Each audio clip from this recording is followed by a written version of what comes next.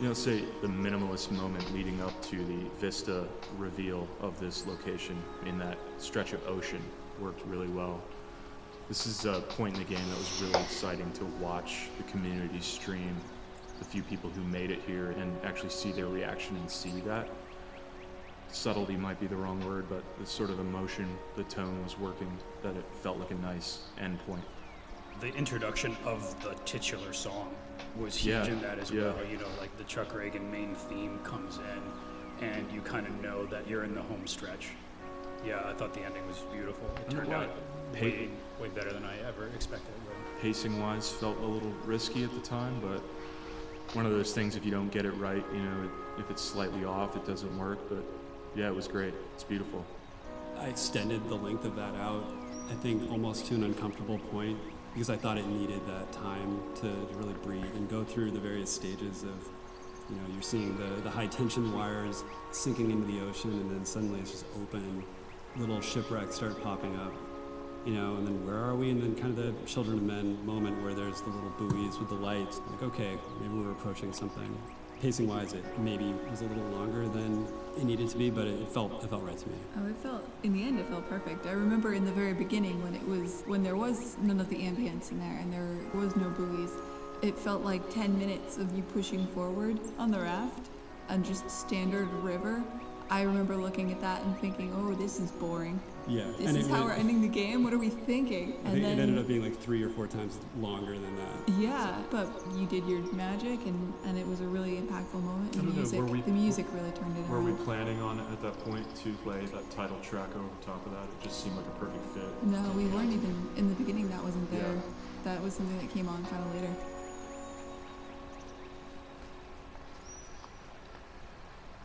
I will say in the story of Scout and her dog Aesop, this is the only time you'll ever see Aesop leave Scout. Every other time when you dock, Aesop is always by your side, you're always petting him, or if you're really injured, Aesop is actually dragging you onto the dock. But this time, you dock, and Aesop knows exactly where you are, and Aesop is super excited and runs ahead of you. Your character actually reaches out towards him, like, hey, where are you going?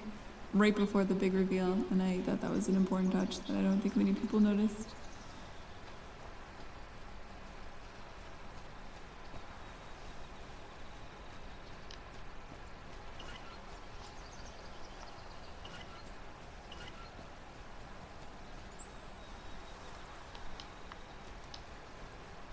Kingdom was obviously very different in look from the rest of the game. It's suddenly this bright and happy environment where, I think some of the other environments were much darker and moodier feeling, but suddenly it's the ray of light hits upon this completely ivy-covered area.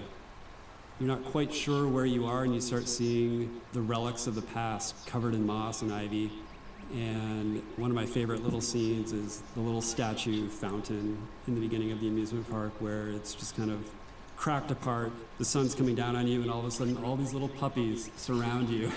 And it's just this little joyful moment. Yeah, I was going to say that was the key illustration goal there, was to show how the old world had been repurposed by this hopeful community. Yeah. The first scene I worked on was the final shot, which was just the pulled-out camera that actually became our postcard out to our Kickstarter backers. This long shot of the whole park. That kind of helped me get a feeling for what this place was, and then I worked backwards to the intro.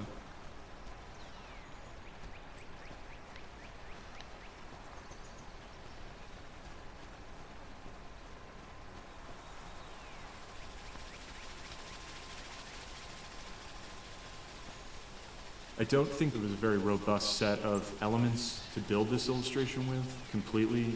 As far as meshes and environment went, I think we made the best with what we had, the limited set. But those notes, the clipboard, and the other little pieces you can read in that short journey add so much. They finish off the illustration.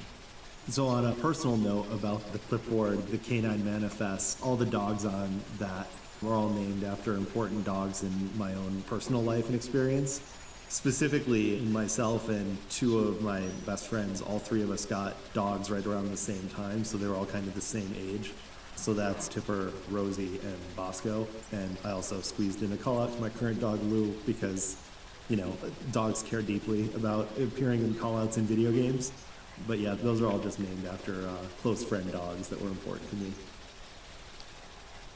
I don't think there was a very robust set of elements to build this illustration with completely. As far as meshes and environment went, I think we made the best with what we had, the limited set. But those notes, the clipboard, and the other little pieces you can read in that short journey add so much. They finish off the illustration. So on a personal note about the clipboard, the Canine Manifest, all the dogs on that were all named after important dogs in my own personal life and experience. Specifically, myself and two of my best friends, all three of us got dogs right around the same time, so they were all kind of the same age. So that's Tipper, Rosie, and Bosco. And I also squeezed in a call out to my current dog, Lou, because, dogs care deeply about. We went through a whole bunch of iterations of what the ending was going to look like, and I think for me, one of the big questions was, what's the twist? That's sort of what has come to be expected in games and movies and a lot of other things. And I think for various reasons, my own feeling was that actually a twist, in some sense, didn't fit our game. Our game was sad and it was sort of meditative. And I just kind of felt in the end that what Scout wanted, being alone for so long, was a community. She wanted to not be alone anymore. And I thought that emotionally what worked absolutely the best for me was for her to find a family, was for her to find a community again. So it's not at all much of a twist, but I kind of like that. I feel like not having a twist was kind of our twist. We had a few discussions about that and went through a few ideas, that kind of gave birth to Angel Yards. Was the idea that you would depart this dying world in a rocket. Would that be the twist? I do think we ended up with a really nice, soft, emotional ending and a great origin point for your radio, your backpack, and your dog, and these things that you've been curious about the entire way. And also, while not being a twist, the ending, I think, is just suffused with all kinds of wonderful irony about somehow civilization has taken root again in sort of the fakest of places you could imagine, like the fakest place that exists, like some kind of theme park in our this decaying theme park in the swamp. And somehow, so long has passed that people don't even realize that it was a totally fake, make-believe place, and kind of gravitated toward it as a place that was meaningful, was important. And I love that notion that somehow meaning was created out of something really super fake.